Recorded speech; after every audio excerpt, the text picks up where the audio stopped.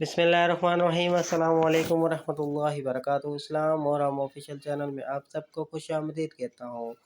इस वीडियो को आखिर तक ज़रूर देखिएगा, सवाब की नीयत के साथ शेयर भी कीजिएगा। अगर आप चैनल पर नए हैं तो चैनल को ज़रूर सब्सक्राइब करना ना भूलें।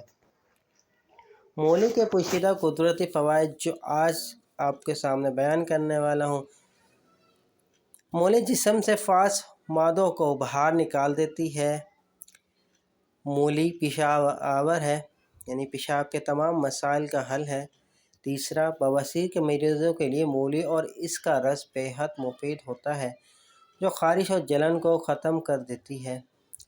मूली बलगम खारिज करने में मदद देती है। मूली का इस्तेमाल कब्ज़ कुशा दवा का भी काम करता है। अगर किसी को कब्ज़ हो तो वो मूली का इस्तेमाल करे तो इंशाअल्लाह ताला उसकी कब्ज़ ख़त्म हो जाएगी। मूली के बाकायदा इस्तेमाल से जिस्म का खून साफ़ हो जाता है, जिसकी वजह से जल्द की बीमारी से तहफ़्फ़ुज़ मिलता है। मूली के पत्ते बढ़े हुए पेट को कम करने में मदद देते हैं। मूली दस्त, पेचिश, डकार आना, खांसी, हाई ब्लड प्रेशर, दिल के अमराज और दमाई के लिए इंतहाई मुफीद सब्ज़ी है। गुर्दे और मसाने में पथरी के लिए मूली अक्सर है।